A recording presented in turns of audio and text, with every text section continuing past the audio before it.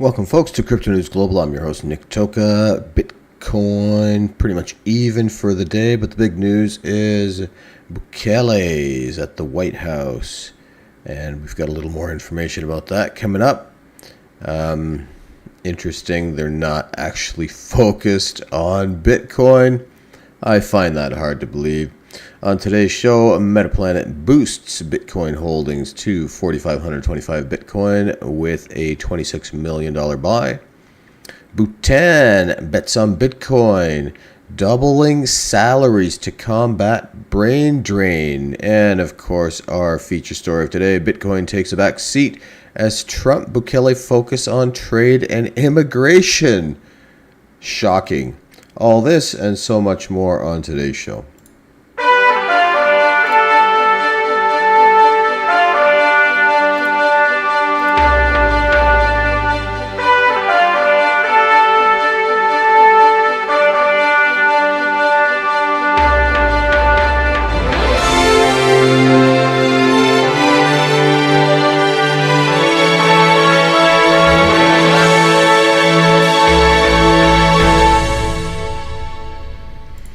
Welcome, folks, to Crypto News Global. I'm your host, Nick Toka, and as I mentioned, Bukele visits the White House, but the focus of the conversation was trade and immigration.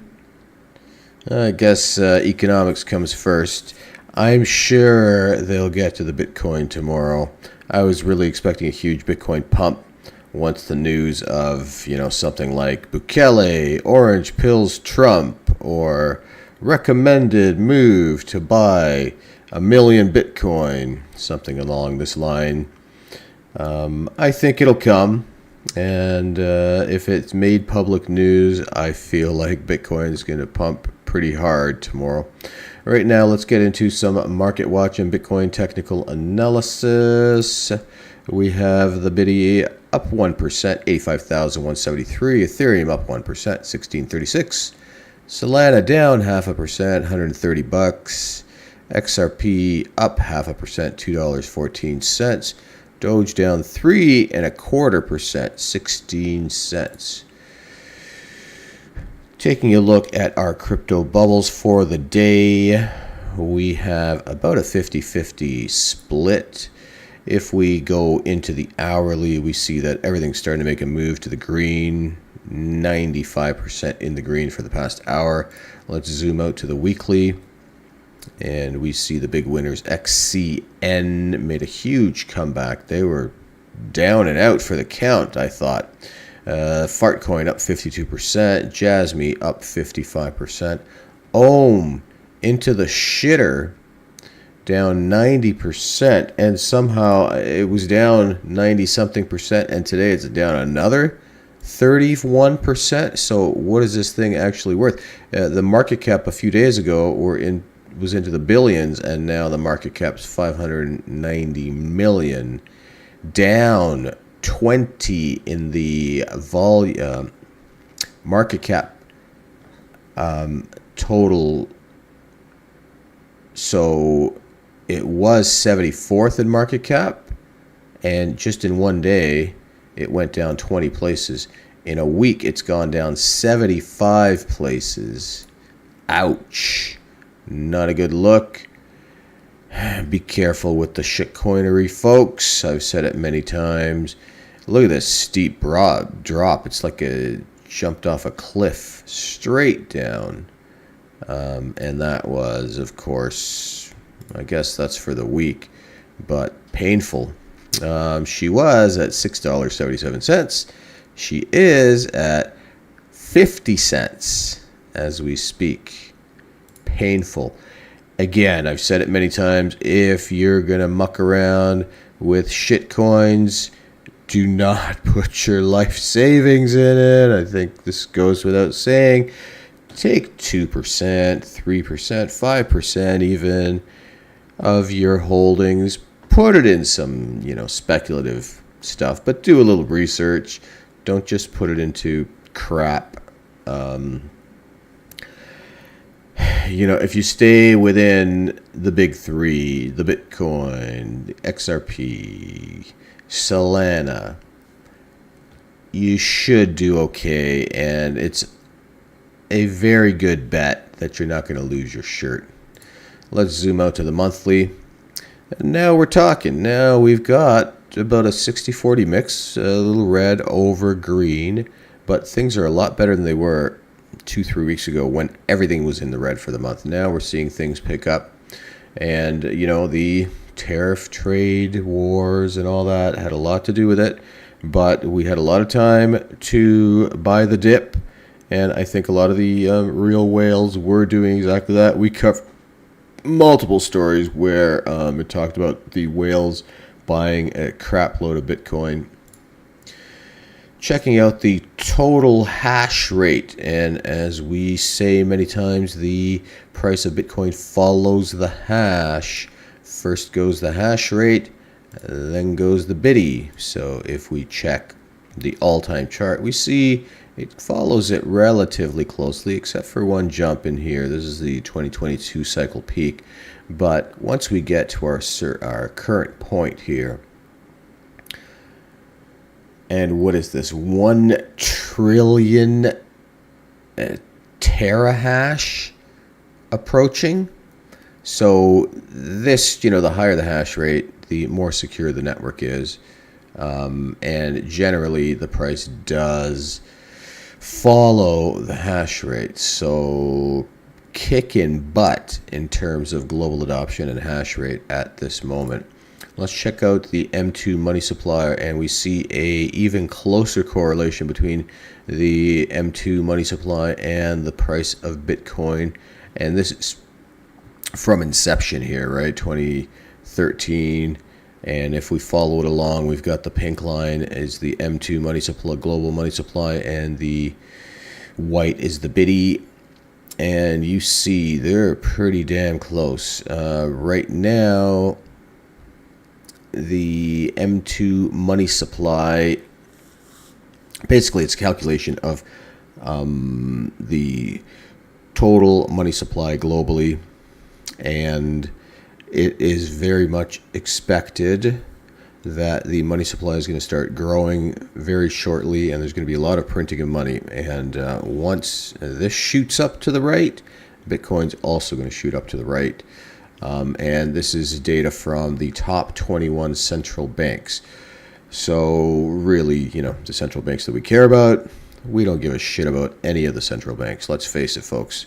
But if we want to follow something, we want to follow trends, we want to follow pricing, this is something to look at closely to see historically the price has followed this, right? Let's be honest with ourselves. Look very, very closely. Check this out. Like these peaks, the valleys. So something to keep an eye on. We're going to keep checking it out on a daily basis so we can see exactly what's going on.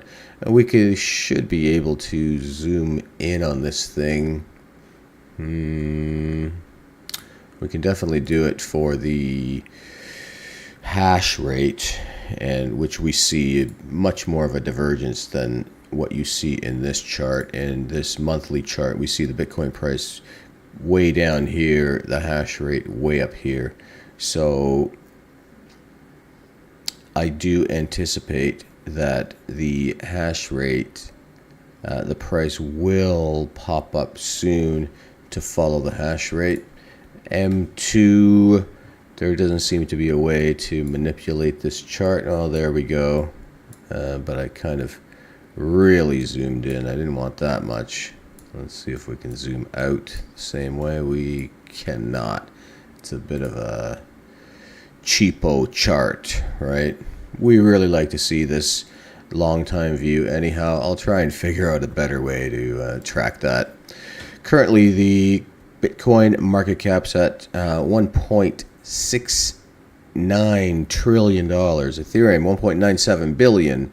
XRP, $125 billion. Solana, $67 billion. Tron, $24 billion. Doge, $24 billion, just below Tron. Cardano, $22.5 billion market cap. The total crypto market cap right now is $2.65 trillion, with Bitcoin holding 63.75% of that. Ethereum 7.4%, XRP 4.7%. We are currently in a 38 in fear in our crypto fear and greed index. Yesterday was 31 in fear. Last week was a 24 in fear. There's approximately 1,093 days and left until the next Bitcoin halving in 2028, with 157,533 blocks left to mine until that halving. Total assets by market cap, we've got gold still sitting up top, and I don't see it giving up its supremacy anytime soon unless people start selling their gold for the more scarce Bitcoin, which might just happen one day. Gold, $21.7 trillion market cap. Apple, $3 trillion. Microsoft, $2.9 trillion. Nvidia, $2.7 trillion. Amazon, $1.9 trillion. Google, $1.9 trillion. Silver, $1.8 trillion. There's the biddy, $1.687 trillion, sitting in the number 8 position.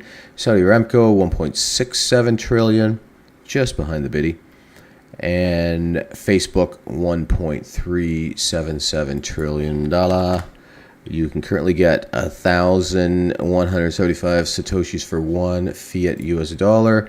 Getting into the U.S. national debt watch, we've got the current U.S. national debt, $36,726 billion. It will hit in the next few minutes. That equals to $107,354 per U.S. citizen, or $323,049 per U.S. taxpayer. The Doge savings clock is up to total savings for U.S. $318 billion, which equals to $2,835 per taxpayer. That's approximately $75 per taxpayer since yesterday. Not too shabby, Elon. I don't know why they keep burning your cars down, but it seems that you're doing a good thing for the entire country, really. Saving them money.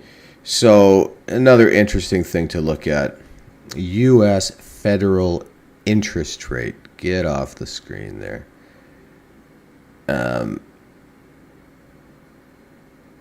Interest savings per year. Federal debt interest. Right. U.S. total debt. U.S. interest paid $5 trillion in interest, folks. You think your mortgage is hurting you? Check this shit out. $5.4 trillion in interest. Wowzers. Let's see what else is going on here, folks, because, we've got the Doge saving us money, the government spending our money, and it's not even the current government. Current government's trying to save us money. It's the stacking on top of one government to the next government to the next government, and nobody doing anything about it. So let's see how it ends up over this 4-year term. I'm very interested if this debt clock actually slows down. I've been looking at it for a couple of years, and not once has this debt clock ever slowed down. Like, this number just, it's like an infinite up. Quite the opposite of the Doge clock, which is also an infinite. Look how fast these numbers are moving, right? It's just insane. Wouldn't it be so freaking cool if we saw these numbers slow down and then actually stop and reverse?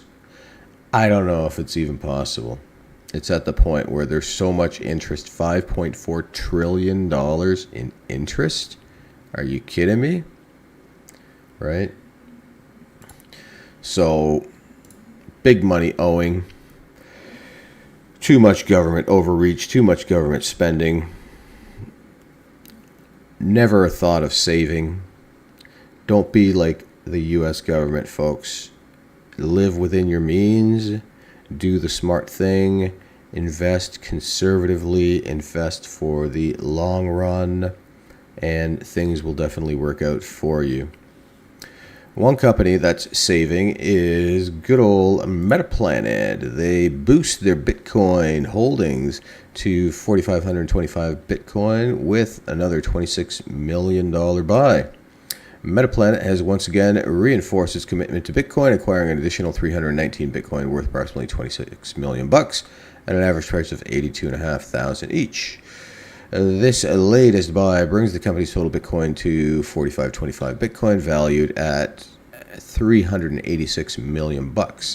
Relentless Bitcoin Accumulation, the publicly traded listed company on the Tokyo Exchange, has been steadily buying its Bitcoin treasury since 2023 through a combination of strategic financial maneuvers. It employs a multi-pronged approach, using a direct market purchases, cash-secured puts option, and capital market financing to maximize its BTC acquisition while minimizing costs. Metaplanet also uses a key metric to track its performance, BTC yield. It measures the growth of the company's Bitcoin holding relative to the outstanding shares. In the final quarter of 2024, the firm reported an astounding 310% yield. However, in quarter 1, 2025, the metric dropped to a mere 95.6%. And since beginning of April, it has stood at 6.5%. And this is 1 month, guys. And when you go over to your typical mutual fund manager at the bank, they're proud to get you, 5% or 6%. And instead, these guys are talking in the biddy here, 310%. Quarter 1 dropped to 95.6%. And at the beginning of April stood at 6.5%. That's, again, for a month.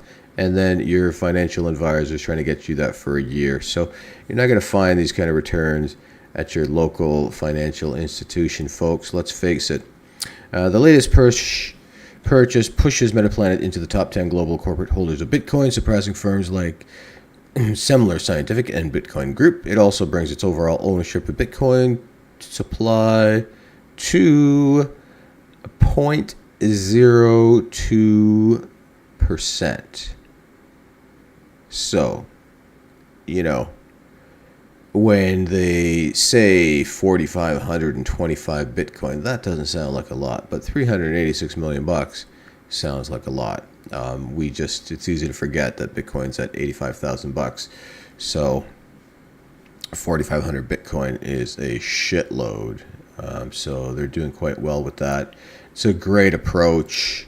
It's the Michael Saylor put. They're selling their stock, their own stock, and they're buying the biddy, right? So not bad. On the other hand, we see a very small island nation using Bitcoin to its advantage. Bhutan bets on Bitcoin, doubling salaries to combat brain drain. So everybody's leaving this tiny little island so they can go, to the big cities and do well, right? Let's face it.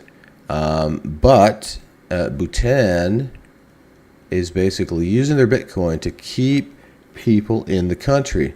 According to an Al Jazeera report, the Bhutan Kingdom's bet on Bitcoin has been crucial in solving the island's economic problems.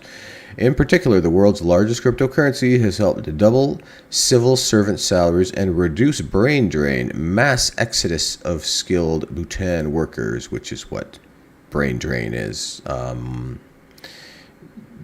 Basically, everybody leaves to go. It's like people leaving, Mexico or Canada to go work in the States because there's better opportunities and more money. So there's, of course, this brain drain happens all around the world. It happens certainly from the small towns into the big cities, and it happens from the smaller countries into the bigger countries. The report stated that 10% of Bhutan's 800,000 population left the island in 2022 for better wages in developed countries, and the trend extended into 2024. 10% of their population, so 80,000 people left in 2022 to get better wages in developed countries. But Bitcoin solved this crisis. Bitcoin to the rescue again, eh? In a separate interview in March, Bhutan's Prime Minister Tshering Tobgay stated, "We've used Bitcoin to provide a free healthcare and for the environment. But these are minor. The main use of Bitcoin has been to finance the salaries of public workers." Very interesting. The report added that the island sold 100 million worth of Bitcoin in 2023 to increase salaries. Bhutan has a massive hydroelectric power, and the excess electricity is either sold to India or dedicated to BTC mining. Cool. Well, the second is cool. Mining involves running supercomputers to find BTC blocks and gain rewards. According to the blockchain intelligence provider Ethereum, Bhutan currently has 8.19 thousand bitcoins, so 8,190 Bitcoin, worth about $700 million per current value. In 2024, the island's BTC holding peaked at 13,000, suggesting 5,000 has been offloaded in the past few months. That said, Bhutan isn't alone in the BTC endeavor. El Salvador uses a similar strategy and mines BTC using its vast volcanic power resources, geothermal volcanic power. However, most of its current stash has been directly acquired from the markets. It remains to be seen how it will leverage its holdings to solve the country's problems. Countries including US, El Salvador, Bhutan, and others collectively control 529,000 Bitcoin per Bitcoin Treasury data.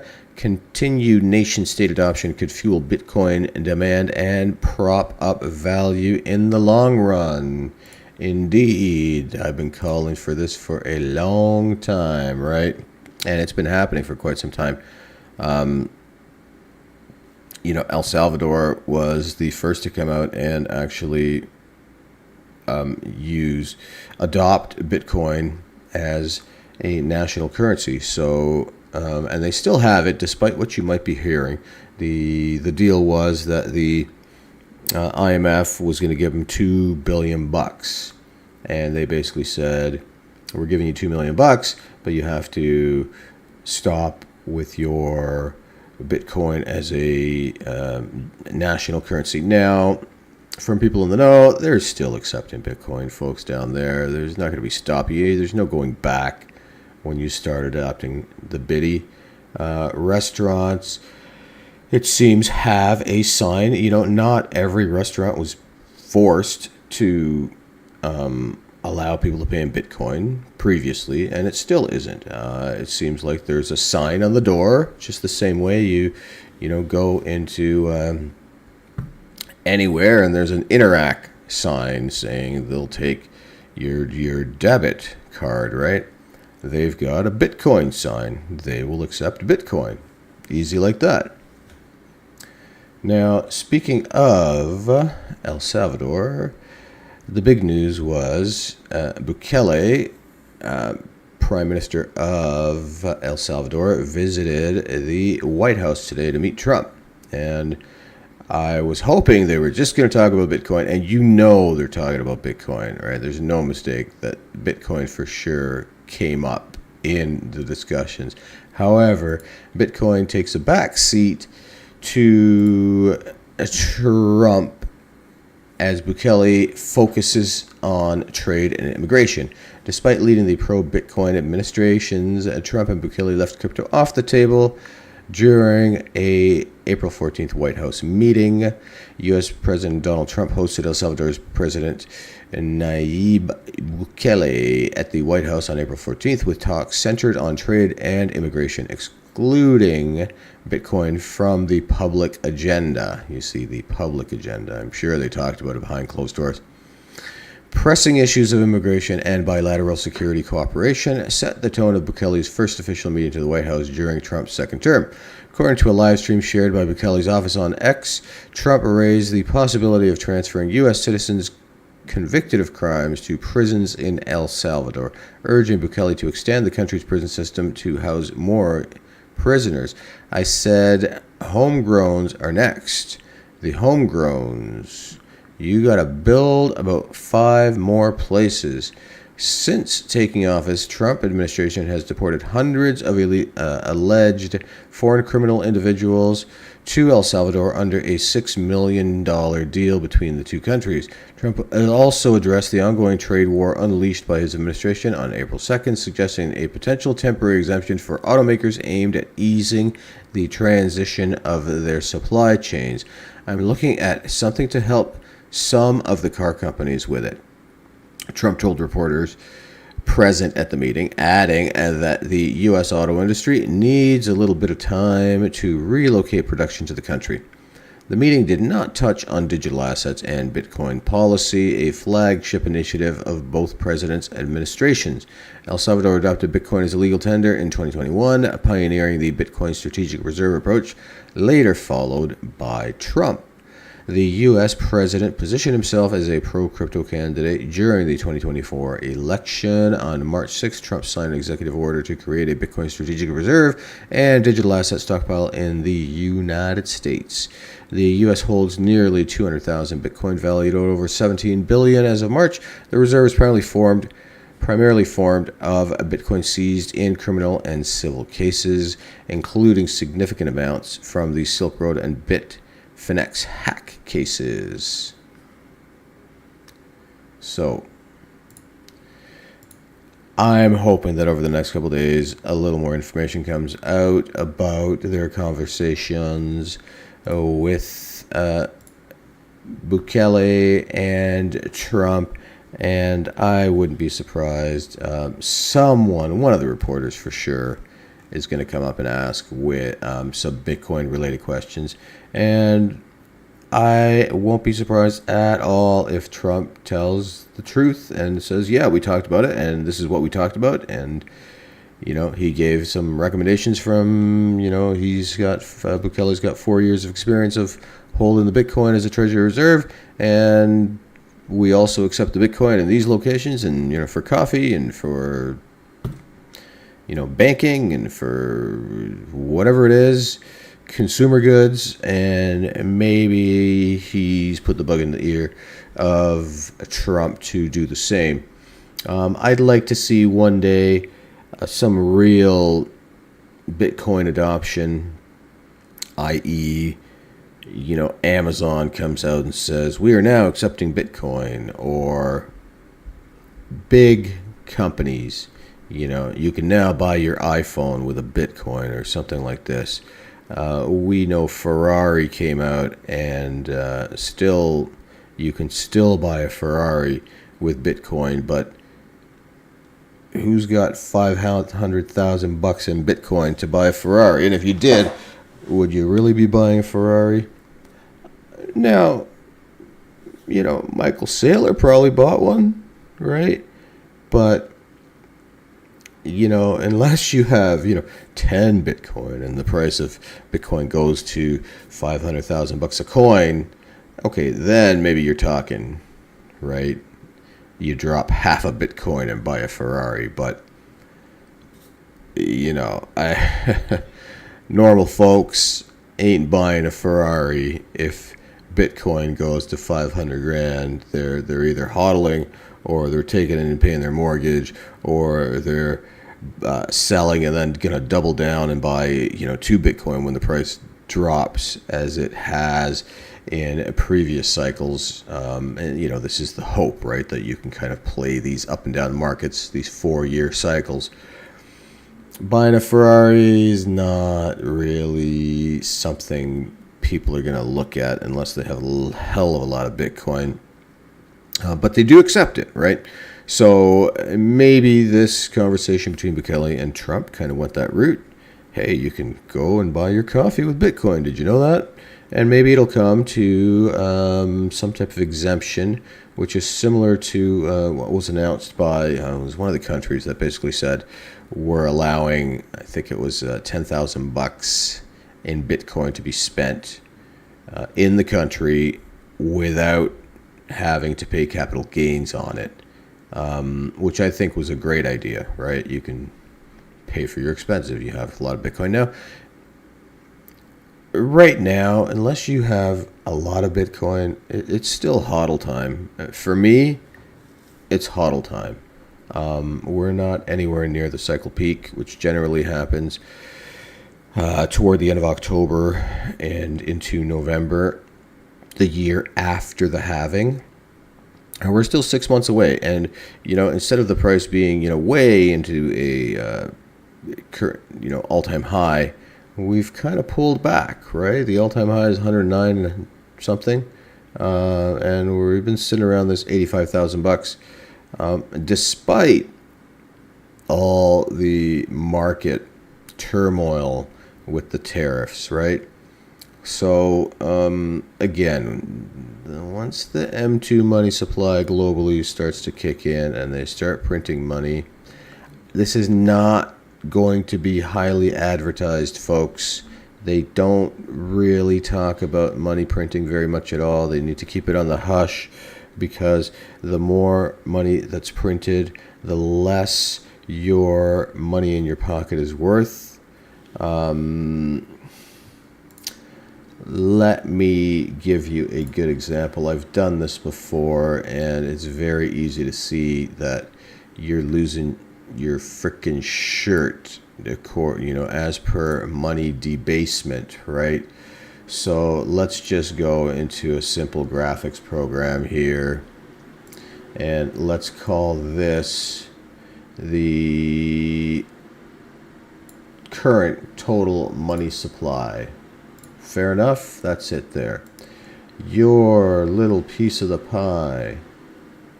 This is you, the vertical line, and that's how much money you currently have, right? So you see, compared to the total money supply, this little skinny little line is you, right? Everybody's got their skinny little line. Now, here's the total money supply, right?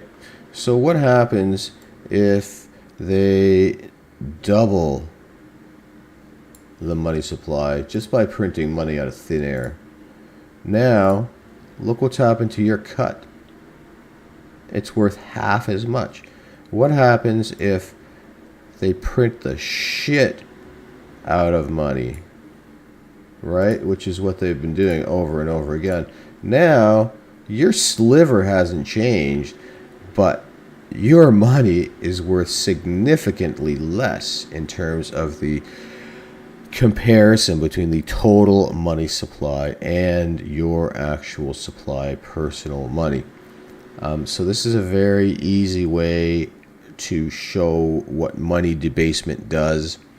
And by all means, if you've got some friends who don't know anything about this and they're money printing because we need more money, right? Just do me a favor and do a little diagram like this. You don't even need a diagram. You can just do it on your arm, on your hand. This is your piece of the pie. This is your total money supply, your arm, let's say, right? And this is your little piece of the pie. And then your whole arm is the money supply. And then all of a sudden they print so much money that now your arm extends out all the way to frickin' the other end of the building, right? It's a very easy way to get the message out that this money printing does not help the common folk. It does not help the currency. It devalues the currency. It debases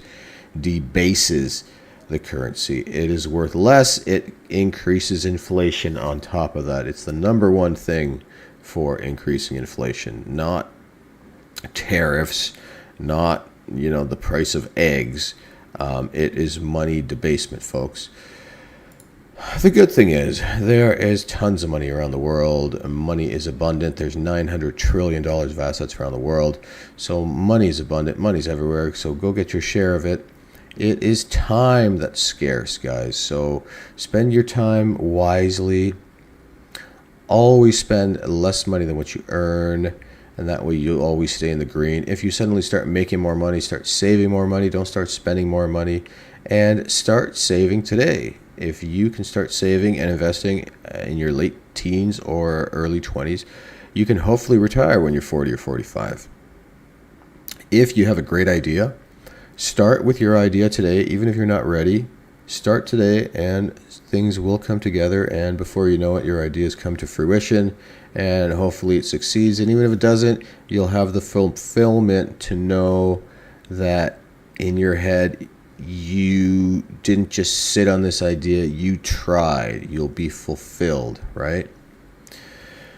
Folks, I'm hoping that for free, everybody who sees this stream hits the subscribe button. It is 100% free, and it'll help me in achieving the goal to get to over 500,000 subscribers. 500 subscribers this year.